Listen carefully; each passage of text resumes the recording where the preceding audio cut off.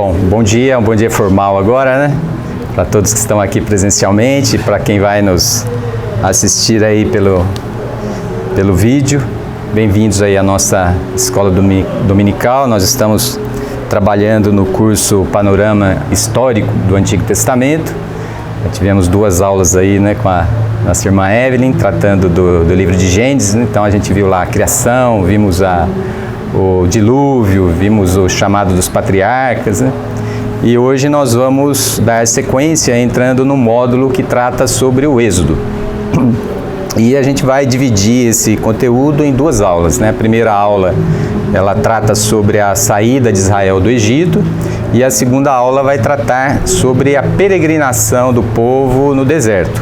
Essa vai ser a nossa segunda aula. Eu planejei aqui de uma maneira que a quarta aula eu vou tentar fazer de uma maneira mais sintética, a parte mais histórica, para sobrar um tempo, né, pelo menos uma meia hora, né, da quarta aula, para a gente tentar tirar algumas conclusões, né, dessa parte histórica que a gente vai percorrer. Então é mais ou menos assim que eu organizei o conteúdo que a gente vai trabalhar.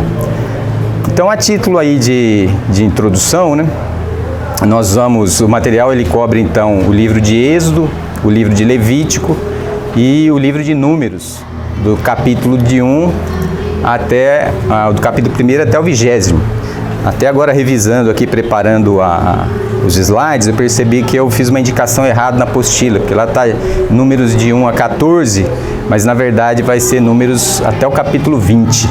Que a gente vai cobrir então no curso, né? E hoje vai ser apenas Êxodo e Levítico, ficando a parte de Números para a nossa quarta aula, tá? Bom, a título de introdução, eu achei importante a gente iniciar trabalhando com essa questão da adequação da história do Êxodo, ou aplicação do Êxodo para a nossa realidade hoje.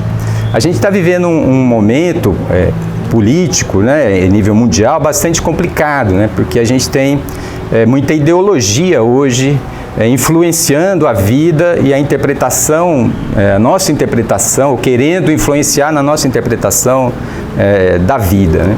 E tem o que eu chamei na apostila de progressismo, né, que é uma dessas linhas ideológicas que está vivendo bastante no presente, né, porque a ideologia ela tomou conta da palavra progressista, né? Então, quando você tem uma opinião que é diferente do conceito que está sendo advogado pelo chamado progressista, você meio que fica rotulado, né, como uma pessoa antiquada, fora de moda. E essa forma ideológica de agir, ela é bastante interessante, né? Porque quando você já recebe o rótulo de que você é ultrapassado, meio que desqualifica os seus argumentos, né? Então hoje a gente vive um momento assim, né, de desqualificar os argumentos, na verdade sem ouvir os argumentos. Então eu achei importante iniciar com essa pergunta aqui, porque nós vamos tratar de uma história que aconteceu há 3.500 anos atrás. Então fica essa pergunta, né? Qual é a relevância de uma história tão antiga para a minha realidade hoje? A gente sabe, né, que a história de Israel, ou a história do Êxodo, é fundamental para a nação de Israel, porque narra o nascimento da nação e narra o fundamento da religião de Israel, que é o judaísmo, né? Então, esse período histórico, ele cobre essas 2 coisas, né? O nascimento de Israel como nação e também o nascimento do judaísmo, que é a religião que percorre aí o Antigo Testamento, né? Então essa pergunta a gente vai trabalhar com ela, né, tendo assim um pano de fundo na nossa mente, à medida em que a gente corre pelo texto bíblico, né? A gente vai manter essa referência. Qual a relevância então do Êxodo para o cristão nos dias de hoje? Isso tem alguma relevância? E a nossa expectativa é que quando a gente conclua essas 2 aulas, a gente consiga tirar alguns princípios, alguns conceitos para mostrar a relevância, então, do ensino, né, ou da história do Êxodo no contexto atual, da nossa vida como cristão e da vida da igreja. Então, vamos seguir. O primeiro ponto que a gente vai trabalhar é que o Êxodo, ele narra um confronto entre poderes no Egito. Quando Moisés e Arão chegam diante de Faraó, Deus diz isso aí, através da boca de Moisés e Arão, ele diz essa palavra para Faraó: deixa o meu povo ir. E aí a gente precisa voltar um pouquinho na história e relembrar, né, que em função da fome na região da Palestina, Jacó desceu com o seu clã, com a sua família, para o Egito. E quando ele chega no Egito, ele encontra lá José, o filho que ele julgava que estava morto. E quando ele encontra com José, José tem uma alta posição, um alto cargo no governo do Egito. Ele era o braço direito ali de Faraó. Na verdade, ele governava em nome de Faraó. E aí a gente pode lembrar rapidamente de toda a história, né? Como José interpretou o sonho de Faraó e como ele conduziu o Egito para a riqueza em função daquele sonho que Deus havia dado a Faraó e deu a interpretação para José. Então, o povo de Israel se tornou num certo sentido assim, uma elite dentro do Egito, porque eles tinham ligação direta com o governador do Egito.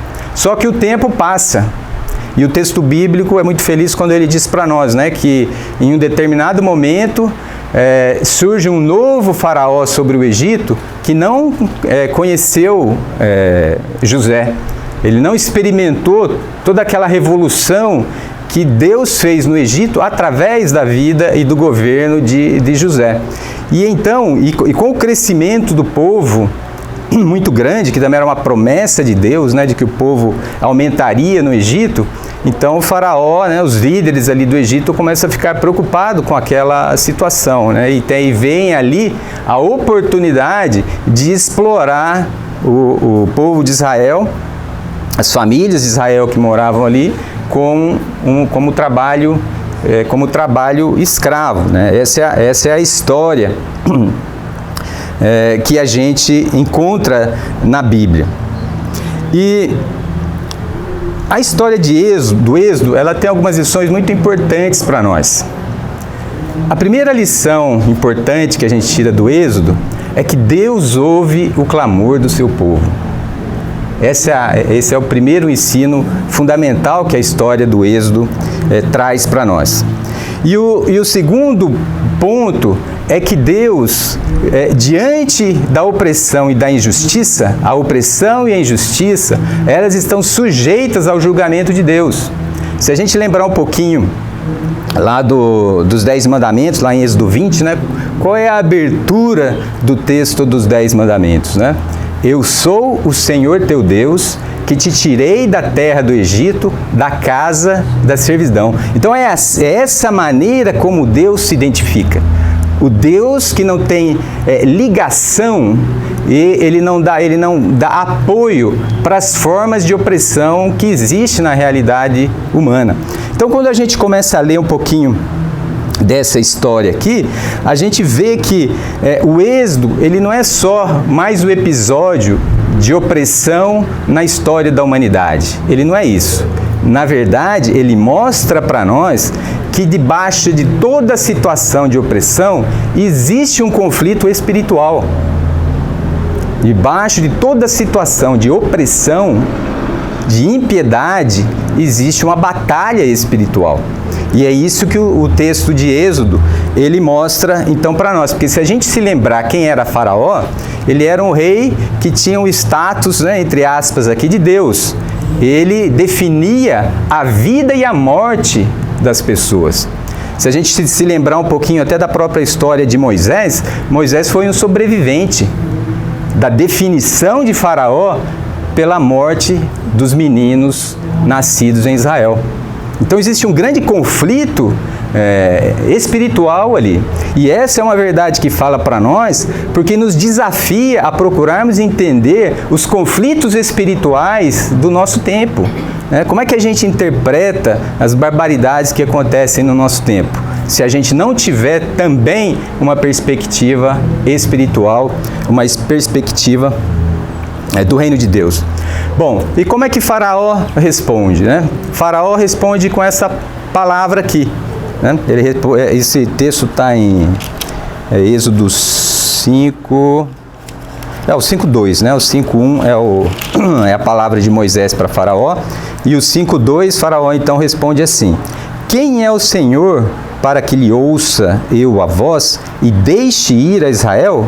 Não conheço o Senhor, nem tampouco deixarei Israel partir. Então essa obstinação de Faraó diante da determinação de Deus colocou o rei do Egito na posição de conhecer a Deus através do julgamento de Deus. Então ele vai aprender quem é Deus diante do juízo de Deus sobre o reinado dele e sobre a nação dele. Porque as pragas do Egito, elas nada mais são do que o julgamento de Deus sobre a impiedade daquele governo do Egito, Então esse ponto precisa ficar bastante claro para nós em relação a essa história que nós vamos percorrer nessas duas aulas. Bom, agora rapidamente nós vamos falar de alguns aspectos históricos, E o primeiro dele tem a ver com a data. Quando ocorreu o êxodo? Existem aí duas linhas de pensamento principais, A primeira é que o êxodo aconteceu entre 1445 e 1440 a.C., no reinado de Amenhotep II. E a segunda, mais recente, é 1290 a.C., na época de Ramsés II.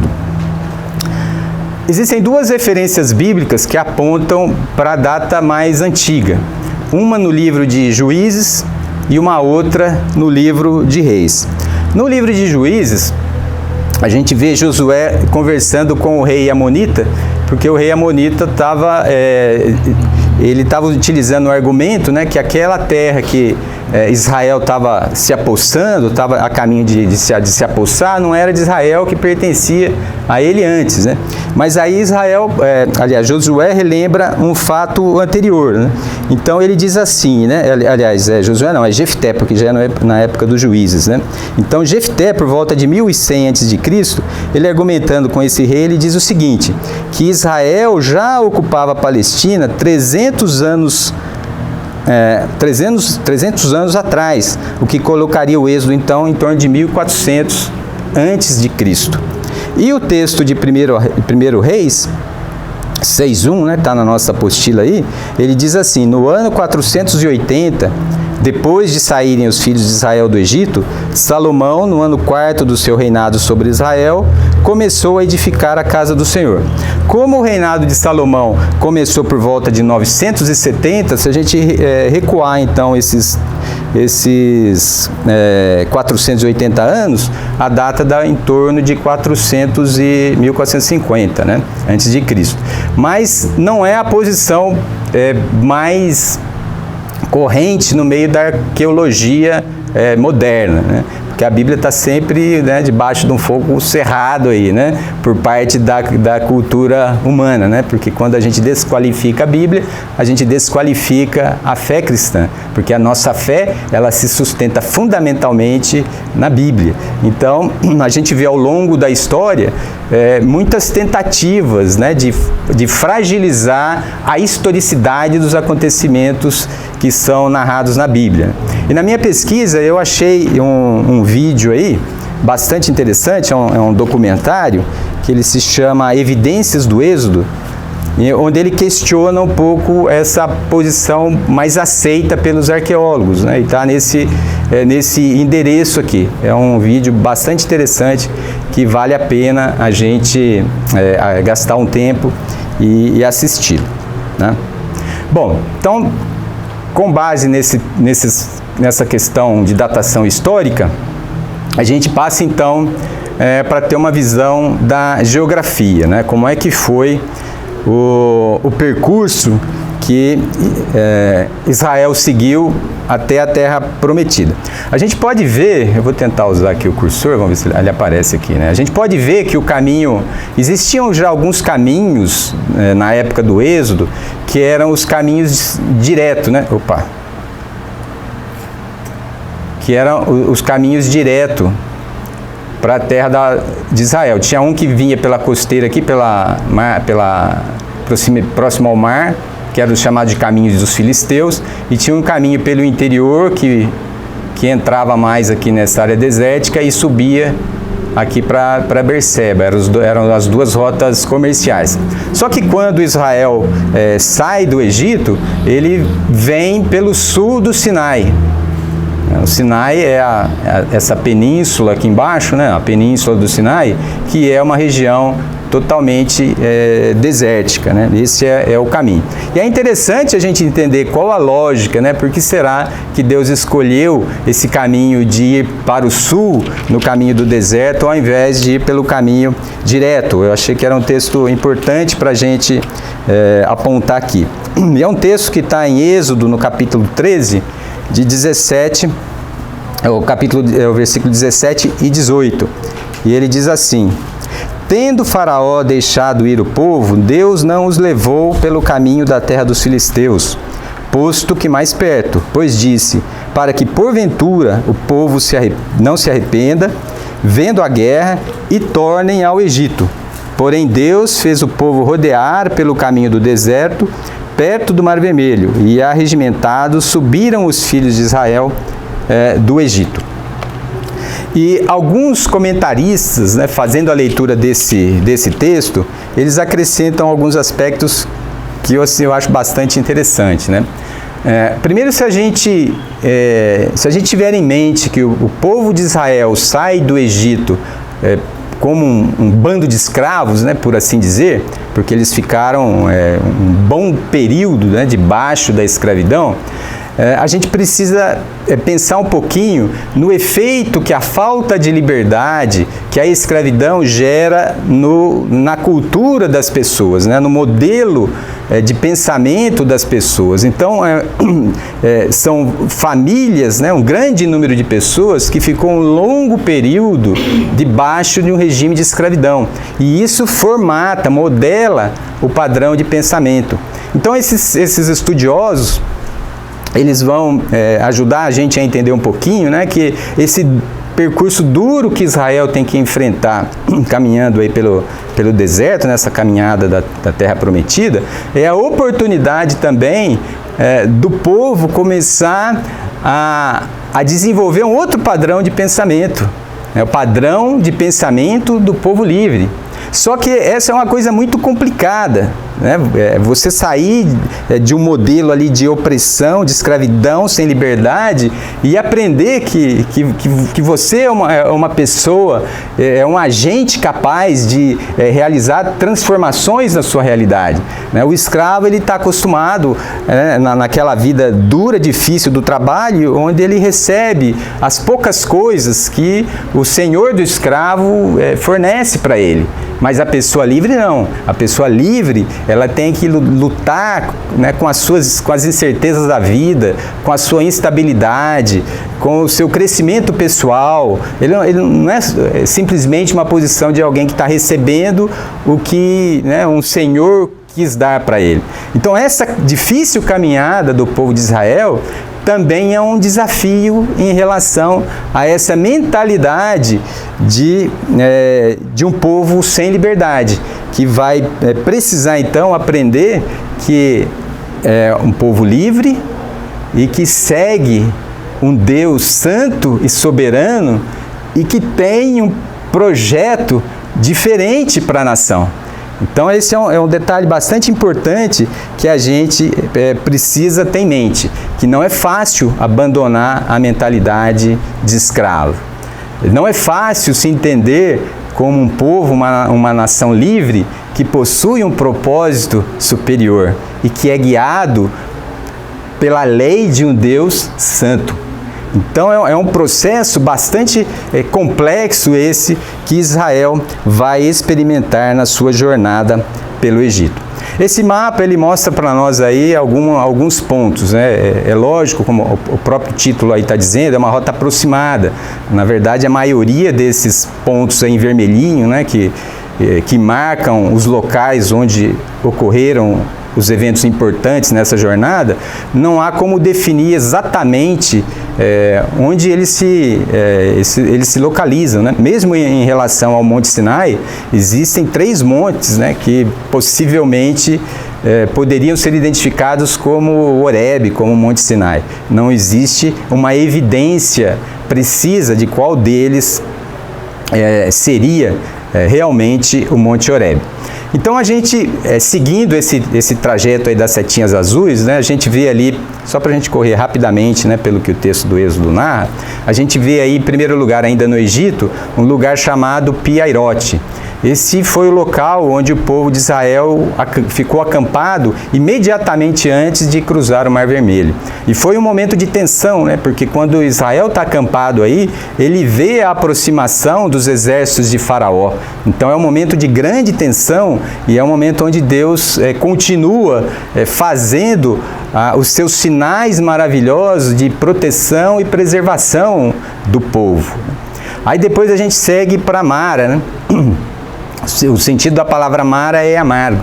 Quando eles chegam nessa localidade, eles encontram água, mas era água não potável, né? A água era não potável. Aí o povo se vê numa situação complicada e o povo então clama a Deus, né? E aí Deus, de uma maneira sobrenatural, transforma as águas amargas, né? Águas não potáveis, em águas em condição de ser consumida pelo povo. Saindo de Mara, eles vão para Elim, é o próximo ponto, né? Elim era uma região, um local onde existiam algumas fontes e existiam palmeiras, né? Então era um lugar agradável, né? E o povo fica durante algum tempo aí em Elim. Depois ele passa pelo deserto de Sim, né? No deserto de Sim, o povo então começa a sentir falta do alimento que ele tinha no Egito.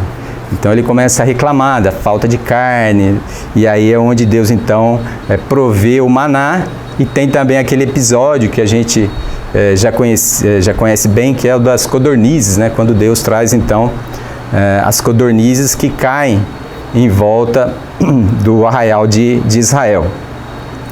E depois o povo segue para Refidim, né? Em Refidim nós temos 2 situações importantes, né? A primeira delas é a falta de água.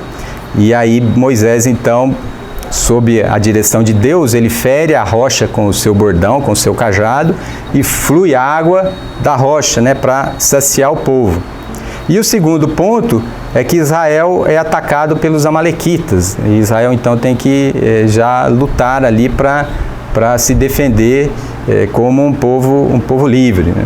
Então são as 2 ocorrências da região de Refidim. Bom, então aí a gente faz um panorama, né, de qual foi a primeira parte do trajeto, né?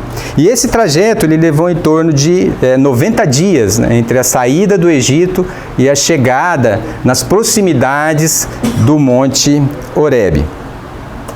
E em Horebe, Deus vai mostrar para o povo, vai iniciar um novo capítulo da história daquelas pessoas. Então Deus vai se revelar para o povo de Israel como o Deus da aliança. E esse é um dos pontos mais importantes aqui do nosso conteúdo, né? A gente entender a questão da aliança que Deus propõe para o ser humano, e no caso aqui para o povo de Israel.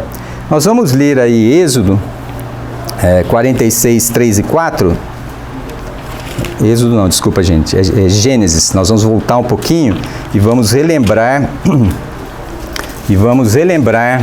da aliança de Deus com os pais. Porque quando Deus chama Moisés e desafia Moisés a voltar para o Egito, Moisés pergunta como ele identificaria a pessoa de Deus para o povo que estava no Egito. E Deus passa 2 nomes para Moisés, né? O primeiro nome é aquele que tem as 4 consoantes, né? Que a gente traduz como Yahvé.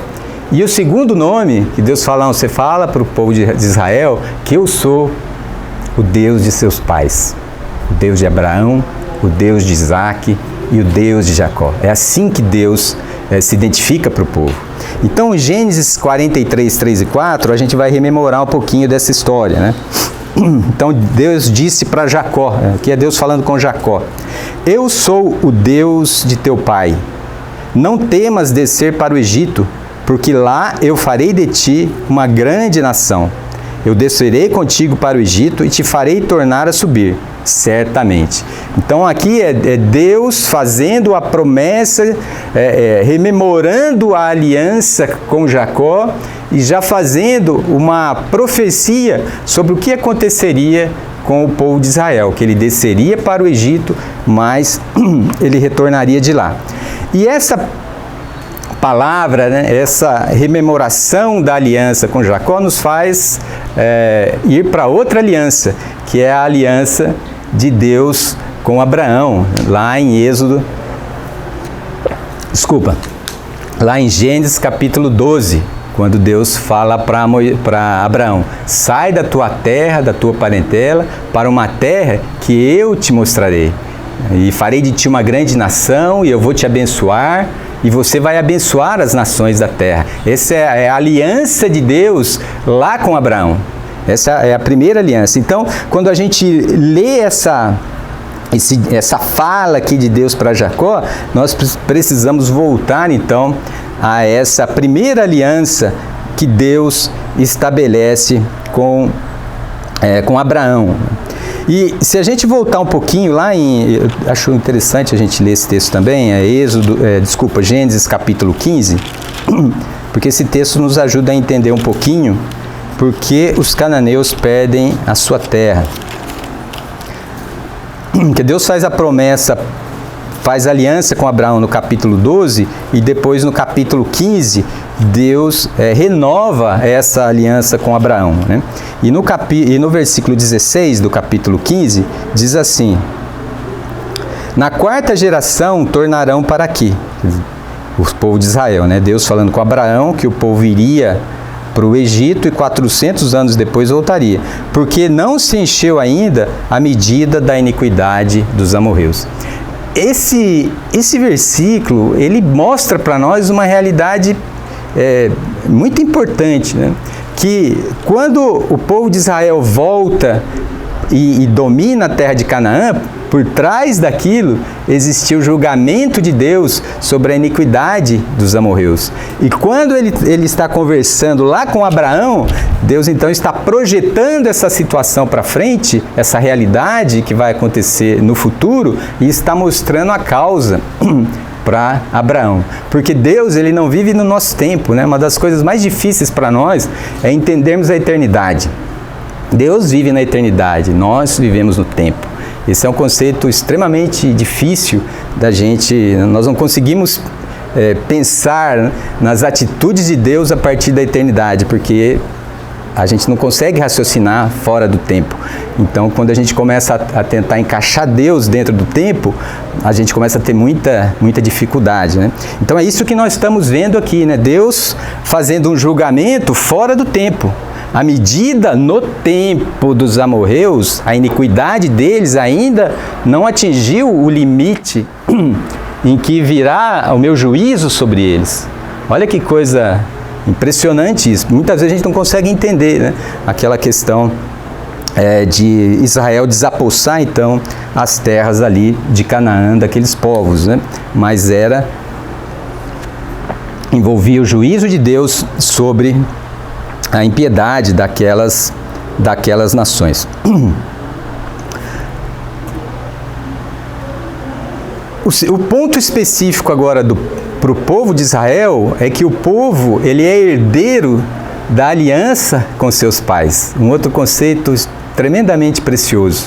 O Deus de Abraão, o Deus de Isaac, o Deus de Jacó e agora o Deus do povo de Israel.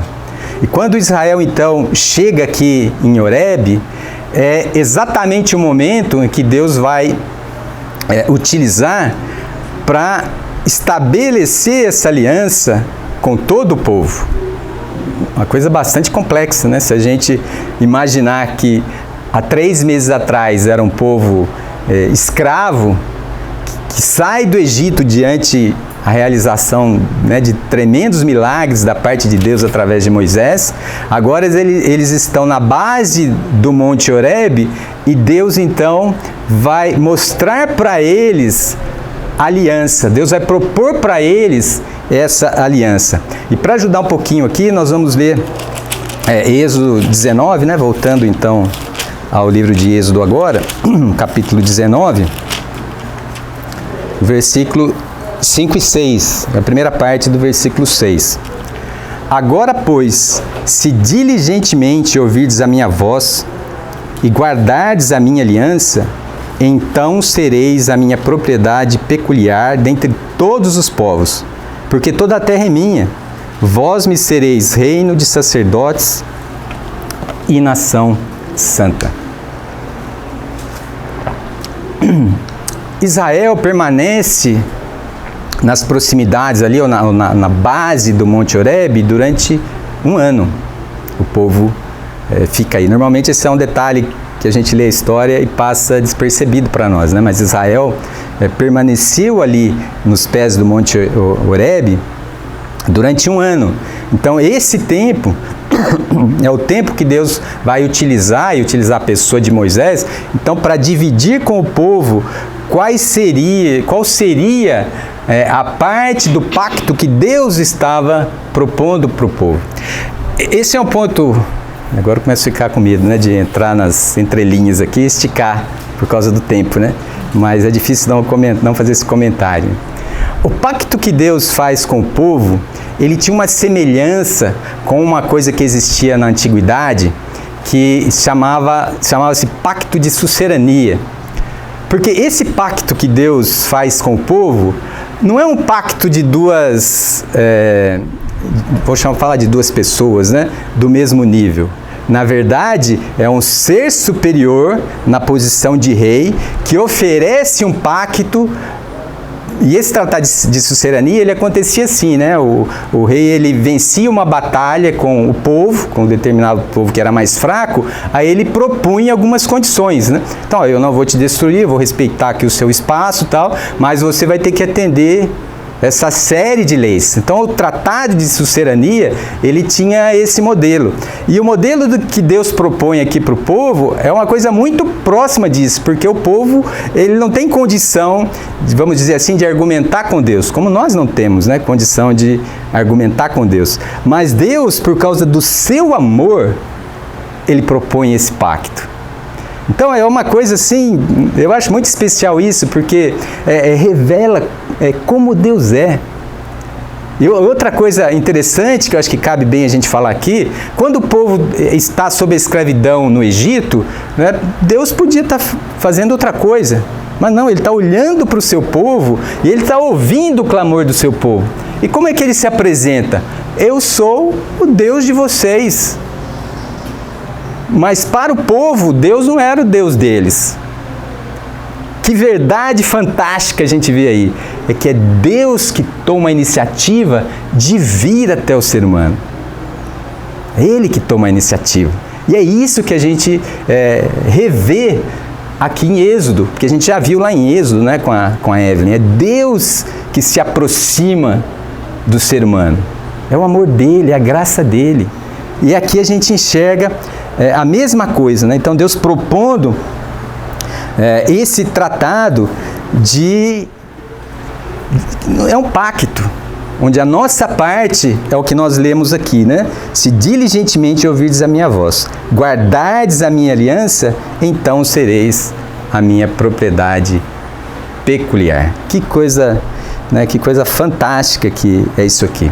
E se a gente segue lendo então o texto aqui no capítulo 19, a gente vai ver algumas coisas surpreendentes, né? Que quando Deus chama Moisés então para se reunir com a liderança do povo no topo do monte, né? E Deus se manifesta através de uma nuvem que cobre todo o monte, né? Então tem raio, tem trovão, tem tremor de terra. Aí você, né, se coloca na posição do povo de Israel, né, olhando aquele evento espetacular que está acontecendo na montanha, né? Então aquele era o rei que estava propondo uma relação de proximidade, que vem para estabelecer uma relação de proximidade com o povo de Israel. Mas o povo fica preocupado com aquilo, né? Ele fica com medo. Já tinha mentalidade de escravo, então ele tem medo, né, de tudo que ele vê ocorrendo no alto do monte. E então o povo fala, olha, que Deus não fale com a gente, né? Eles falam para Moisés, Moisés, é melhor você falar com a gente do que Deus, porque a gente não dá conta da manifestação de Deus. Então Deus vai preparar uma reunião solene para o estabelecimento desse pacto. Então Deus fala para Moisés, olha, vai e prepara o povo, santifica o povo para esse grande encontro, onde nós vamos firmar então esse pacto.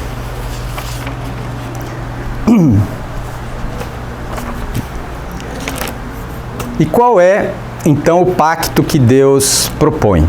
Nós podemos dizer, né, que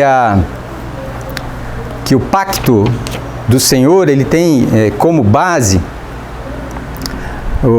a gente pode dizer que os 10 mandamentos são a estrutura sobre a qual Deus vai apresentar então o restante das leis que ele apresentaria para o povo. Então era o fundamento da Constituição, né? Se a gente trouxesse isso para uma questão mais próxima nossa, né?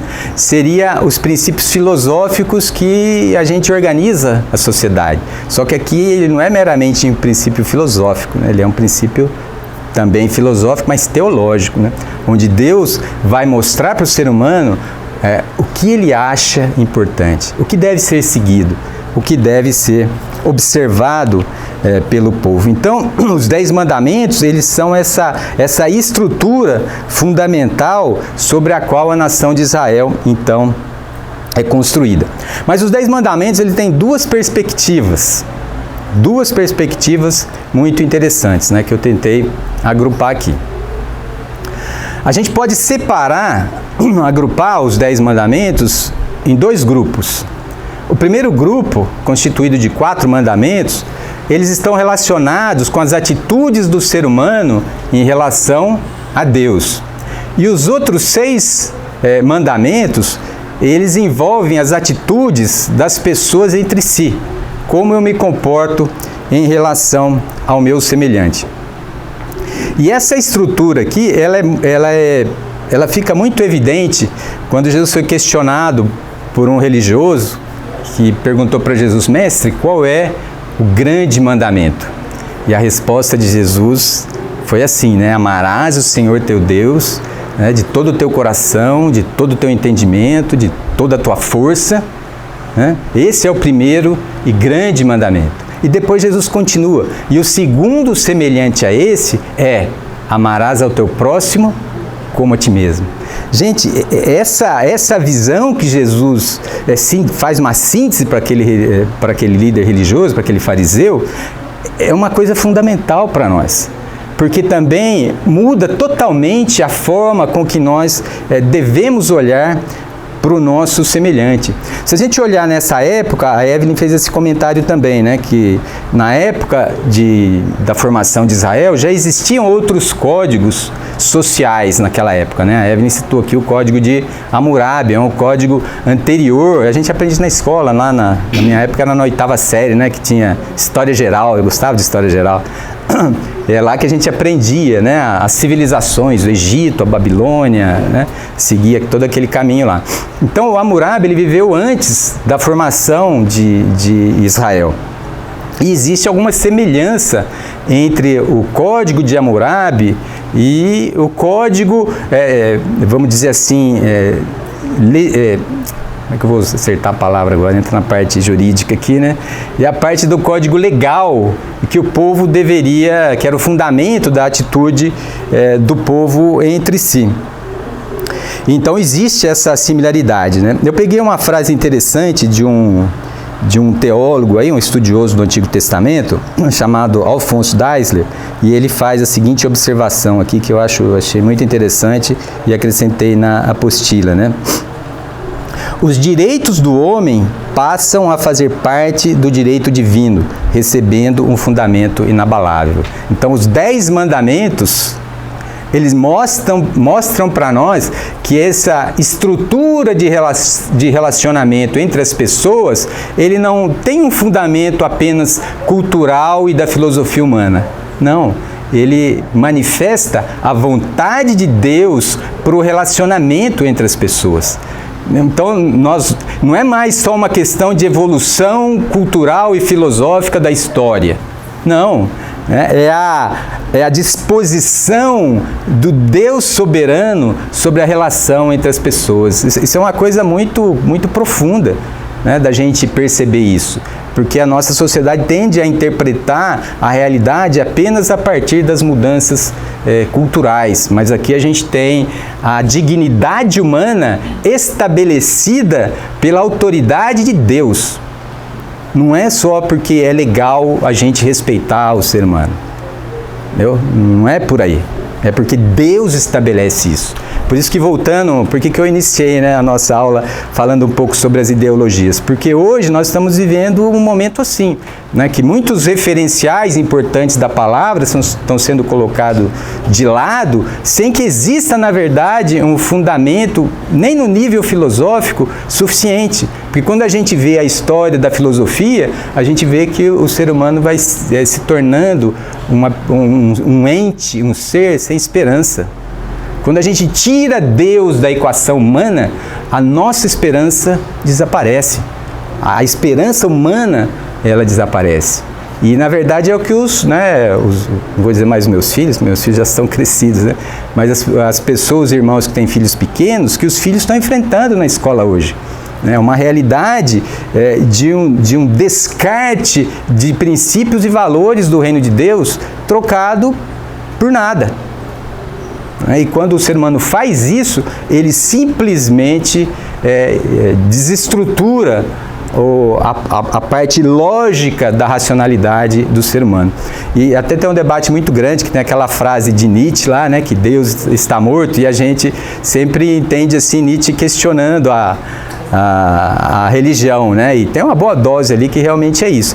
Mas, né, por algumas coisas que eu andei lendo aí um tempo atrás, né, ali Nietzsche, na verdade, está questionando, né, quando você tira Deus, né, o ser humano perde a sua referência existencial.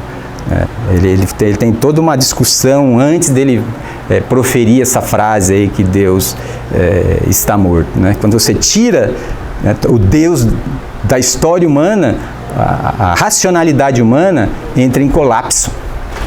Porque o naturalismo, ele não consegue explicar a razão. Ele não consegue fazer isso.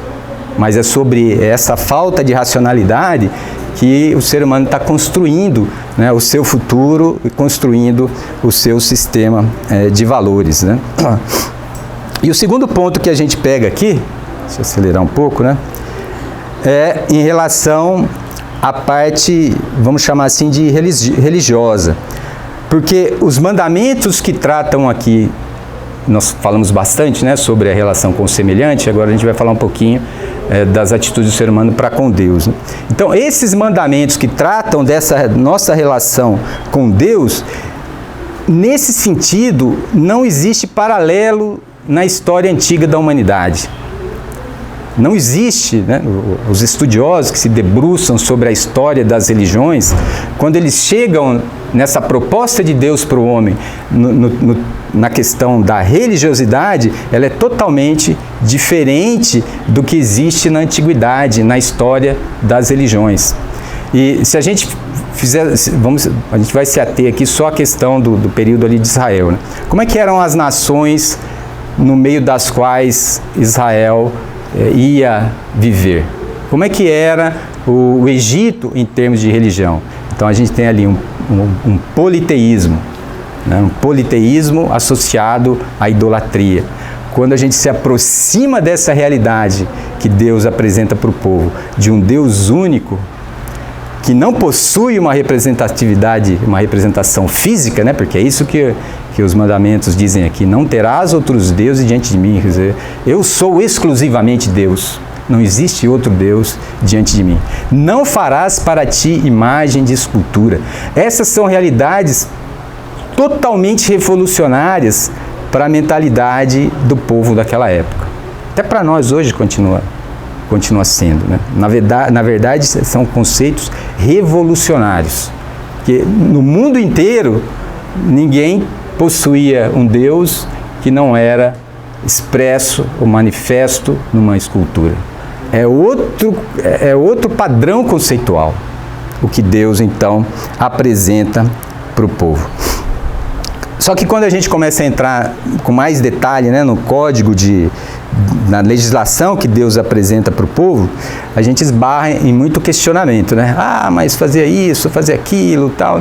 E aí a gente começa a perceber como é difícil para nós, né, já educados nesse padrão moderno de educação, com a nossa mente formatada, a gente entender uma realidade de 3.500 anos atrás. Então, por isso que o trabalho arqueológico ele acaba sendo importante, né? Porque começa a descobrir padrões de comportamento que existiram na antiguidade e que já não existem mais. Então, naquele contexto, algumas definições de Deus para o povo faziam muito sentido, mas para nós, né, com a educação que nós temos hoje, fica difícil de entender. Então, o livro que nós usamos, né, temos usado aqui nesse material, que é do estudioso aqui chamado Samuel Schultz, no livro A História de Israel, né, do Antigo Testamento, ele faz algumas considerações desse tipo que eu achei importante transcrever na apostila, né? Ele diz assim: essas leis dadas a Israel podem ser melhor entendidas à luz das culturas contemporâneas do Egito e de Canaã. Casamento entre irmão e irmã, que eram comuns no Egito, são proibidos em Israel. Regulamentos acerca da maternidade e do parto não apenas lhes lembravam que o homem é uma criatura pecaminosa, mas também que eles deveriam estabelecer confronto com as perversões sexuais, a prostituição e o sacrifício de crianças, que eram práticas associadas aos ritos religiosos e cerimônia dos cananeus. Leis e estatutos sobre a pureza de alimentos e sobre o abate de animais tiveram o propósito de impedir que os israelitas se moldassem a certos costumes egípcios associados a ritos idólatras. Era apropriado que os israelitas que tinham vívidas memórias da escravidão fossem instruídos a deixar respigas para os pobres quando fizessem suas colheitas, providenciando o necessário para os inválidos, honrando os indivíduos idosos e passando juízos justos constantemente em todos os seus relacionamentos. Aí ele finaliza assim, né? A proporção que o maior conhecimento concernente ao meio ambiente religioso contemporâneo no Egito e em Canaã se tornar disponível, é provável que muitas restrições impostas aos israelitas venham a parecer mais razoáveis para a mentalidade moderna. Eu achei importante colocar isso, né? Porque são muitos pontos que são questionados hoje, né? Pela sociedade, ela lança esses questionamentos para a igreja. E a gente precisa ter esse entendimento. E aí, por trás disso, tem um conceito muito importante, né? É que Deus, que é um Deus que se revela, ele se revela dentro de um contexto histórico. Esse é um outro conceito muito importante, né? E aí a gente chega num conceito que é muito importante, que é a progressividade da revelação de Deus na história. A revelação de Deus, ela acontece de uma forma progressiva, respeitando a condição histórica que a pessoa está vivendo no momento em que ela está vivendo, né? São conceitos assim, gente, olha, fundamentais para a nossa vida, viu? De como a gente vê a nossa vida com Deus e como a gente vê o que acontece à nossa volta. Bom, aí nós chegamos no livro de Levítico. Temos 15 minutos. Chegamos no livro de Levítico. O livro de Levítico, ele é bastante complicado da gente ler, né? E a gente eu tentei montar aqui alguns quadros que ajudasse a gente a entender um pouquinho. porque ele narra alguns rituais, né? Tem algumas prescrições de rituais que eles estão muito distantes de nós, de uma cultura muito distante, e a gente tem dificuldade de entender, né? Então eu vou tentar, né, agrupar aqui alguma coisa para que a gente saia desse curso com uma visão um pouquinho diferente, né, do livro de Levítico. Então, o primeiro ponto é que eles são instruções cerimoniais. A gente poderia dizer que o livro de Levítico era o manual dos levitas, porque ali eles são instruídos detalhadamente de como eles deveriam agir ali no dia a dia das cerimônias rituais lá do Antigo Testamento. Então eu vou tentar agrupar agora, através desses quadros, né? Eu chamei aqui de elementos do ritual de adoração, porque, para ser sincero para vocês, a gente lê, passa um pouquinho e a gente esquece, né, do que é isso aqui. Então eu achei que seria muito útil, né, para os irmãos, como foi para mim, né, trabalhar com esse quadrinho, onde a gente tem um resumo dos principais elementos desse ritual de adoração. Então esse primeiro quadro, ele mostra então, né, as ofertas que faziam parte desse ritual. Então tem as ofertas pacíficas, ofertas pelo pecado, ofertas pela transgressão e oferta de manjares. As ofertas pacíficas eram ofertas voluntárias. O que quer dizer isso, né? A pessoa que tinha um coração agradecido por algo que havia acontecido na vida dela e que ela reconhecia como tendo sido a bênção de Deus, ela ia até Deus então agradecer por aquilo que Deus havia feito na vida dela. Por isso que é uma oferta voluntária, eram as ofertas pacíficas. E tem um detalhe que eu nunca tinha prestado atenção, né, ao longo da vida que a gente passa por esses textos, né, é que no caso da oferta pacífica, o ofertante, aquela pessoa que oferecia a oferta, parte do sacrifício que ela estava oferecendo, do animal, ela poderia utilizar numa refeição com os amigos. Achei isso muito bonito, né? Muito bonito mesmo, né?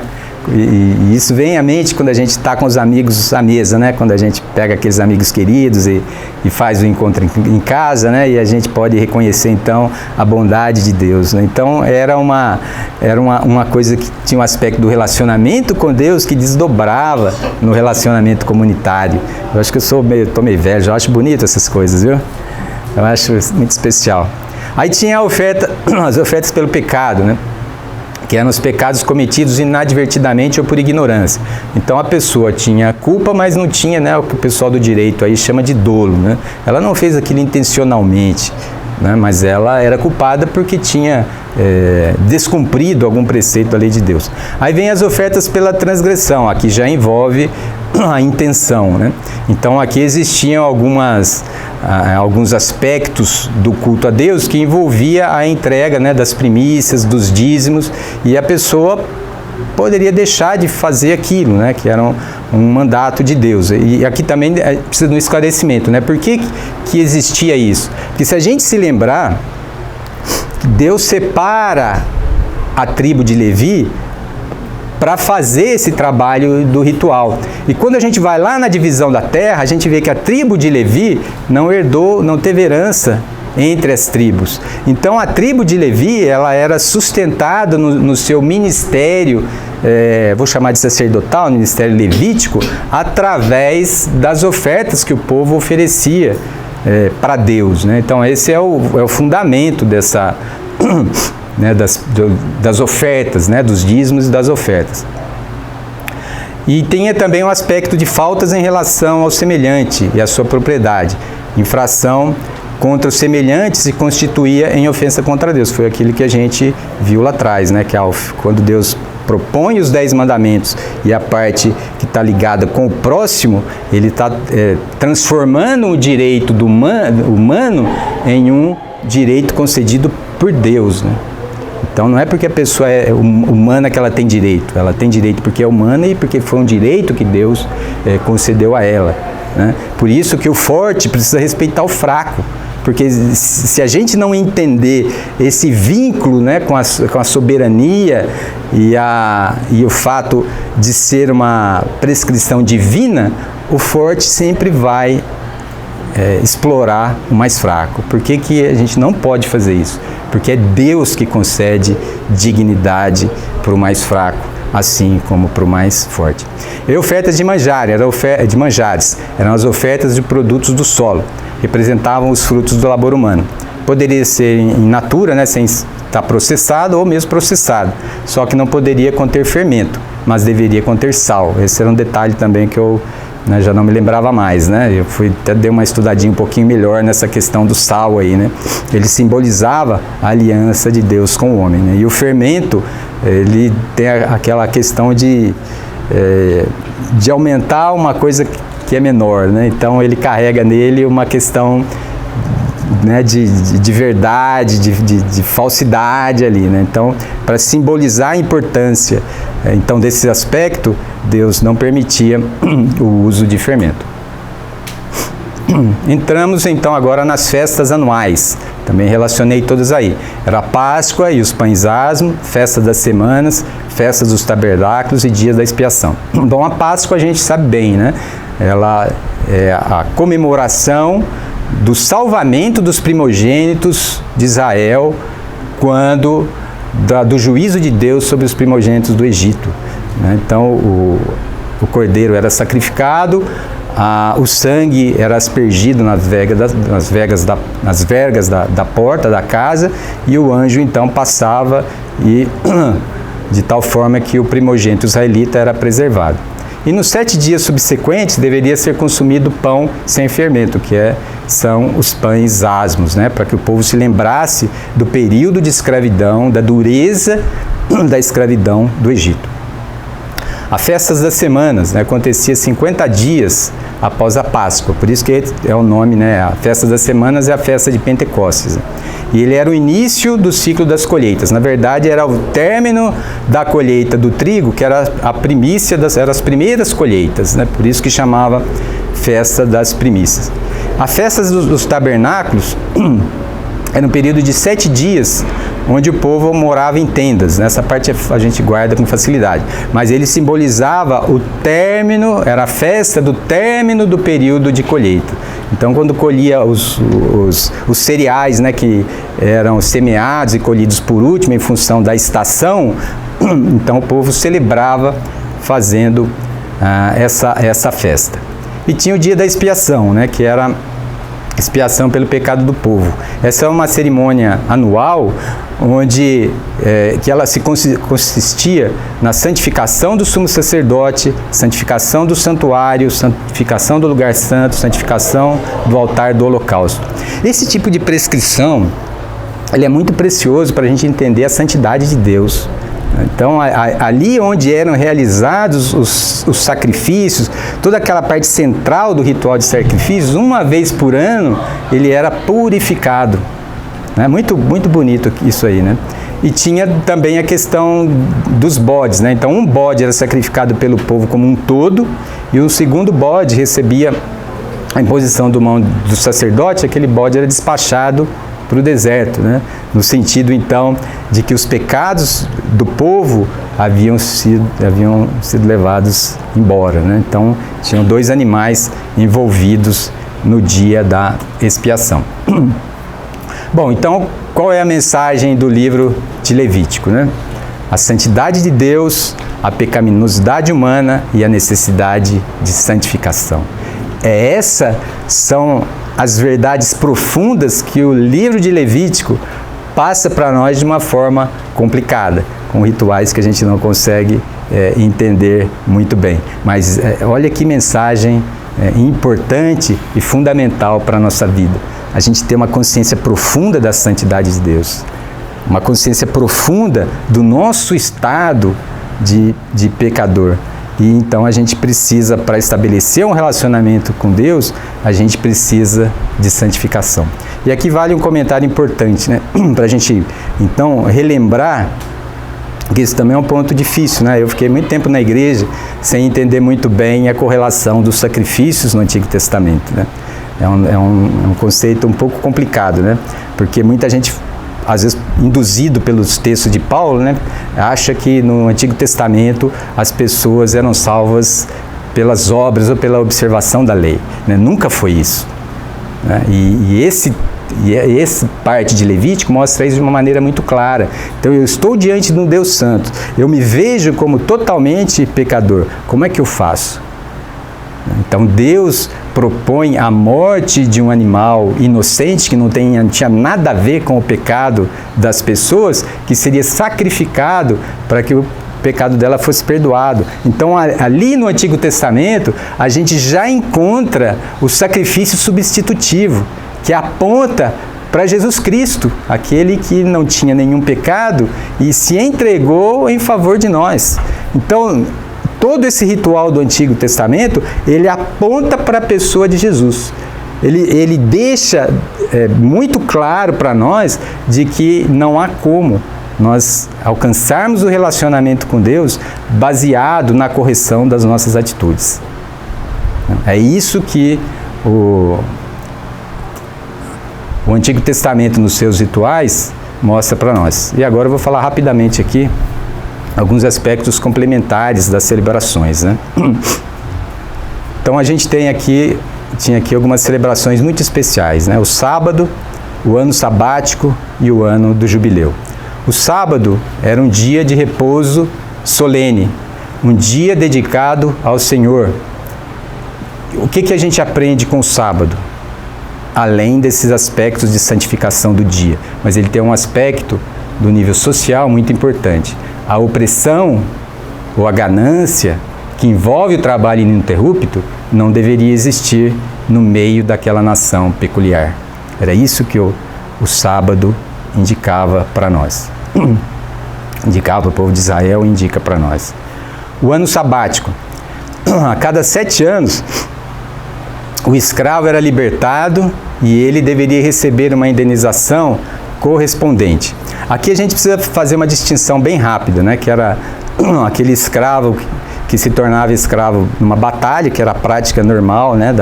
Daquela época, né? A nação que perdia a guerra, ela se tornava escrava. Aqui ele aborda uma situação um pouco diferente. Ele está falando dos próprios israelitas que, pelas circunstâncias do tempo, da disposição para o trabalho, da capacidade de lidar com a terra, ele acabava empobrecendo. Então ele ia dispondo das coisas que ele tinha. Às vezes ele absorvia dívidas, aí ele tinha que pagar, né, os empréstimos. E quando a coisa ficava para uma situação extrema, ele acabava vendendo a terra, né? Ele vendia a propriedade dele, né? Então aí ele vivia numa atividade de servo, ele era o servo daquela pessoa que adquiriu a terra dele. Então essa prescrição aqui dizia que a cada 7 anos esses servos deveriam ser libertados e ele deveria receber uma indenização pelo tempo em que ele trabalhou nessa condição de servo. As dívidas deveriam ser perdoadas e a terra também não deveria ser cultivada. Então a terra também iria descansar no 7º ano. E o que ela produzisse, naturalmente, sem que ninguém tivesse trabalhado na terra, ela ia minimizar as situações dos pobres no meio da nação. E tinha o ano de jubileu, que era 7 vezes 7, né? Cada 7 anos tinha essa libertação dos escravos, e a cada 49 anos a terra voltava para o dono original.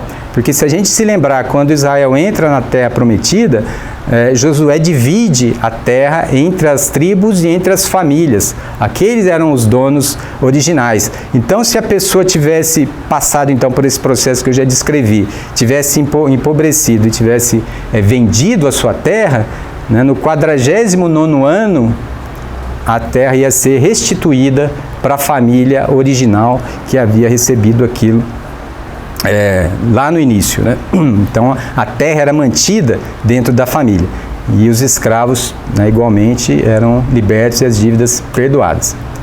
Bom, aí chega o final da nossa aula. Nós vamos terminar com esse último quadro aqui, que eu estou chamando as leis cerimoniais e suas implicações sociais. Quais eram as implicações dessas últimas 3 cerimônias que a gente viu aí, né? O sábado, o ano sabático e o ano do jubileu. Algumas implicações disso, né? Primeira coisa que a gente precisa entender é o significado da terra em uma sociedade que ela é eminentemente agrária. Naquela época, a terra era praticamente a única fonte de geração de riqueza. Ou você plantava e criava ovelha, ou no máximo você ia comerciar, né? Você ia fazer o intermediário aí das negociações, né? Então é muito importante a gente entender o que significa a terra voltar para o dono original a cada 49 anos, né? Isso é de uma abrangência assim, absurda, né? Mas qual era o fundamento disso, da terra voltar para o dono original? É que ali o conceito, a lógica era que a terra pertencia a Deus e não às pessoas. A terra pertencia a Deus, então ela voltava àquela pessoa que originalmente havia recebido da parte de Deus. E outro detalhe muito importante aqui é que, na verdade, quando a pessoa vendia a terra, na verdade ela não estava vendendo a terra, ela estava vendendo a quantidade de colheitas que ela iria fazer até o ano do jubileu. Vamos imaginar que o ano do jubileu foi o ano passado, então nós vamos iniciar agora um outro ciclo de 50 anos, certo? Aí eu vivi 30 anos, agora faltam 19 para dar o ano de jubileu e eu estou numa situação crítica. Então o que a pessoa faria? Ela venderia 19 colheitas. 19 colheitas. Então o preço que a pessoa que ficava com a terra pagava era o equivalente a 19 anos ou 19 ciclos de colheita. Essa era a lógica do ano de jubileu, uma coisa assim, fantástica, né? E o último ponto que a gente vai encerrar com eles aqui é que é muito fácil passar despercebido para nós que o julgamento da nação de Israel envolvia em grande parte a quebra contumaz, a quebra frequente da legislação social que motivou o juízo de Deus sobre Israel. Normalmente a gente olha e a gente fala muito da questão da idolatria, né? Mas se a gente lê a crítica profética, lê a história dos profetas, a gente vai ver que em grande medida o juízo de Deus vem sobre Israel pela falha de Israel em observar os mandamentos ligados aos aspectos sociais da vida comunitária em Israel. Então achei importante, né, apresentar esse ponto, porque também não é um ponto muito normal, né, da gente ouvir nos assuntos sobre o Antigo Testamento, sobre a lei e sobre o Êxodo, né? Então é isso, gente. Nós trazer só 4 minutos, né? Graças a Deus. E nós encerramos. Na semana que vem, então, nós vamos seguir com a peregrinação pelo deserto. E aí a gente vai ter um tempinho para revisar os conceitos e a gente pode trabalhar um pouco mais alguma dúvida que tenha ficado da aula de hoje. Tá ok? Muito obrigado aí pela presença e pela paciência.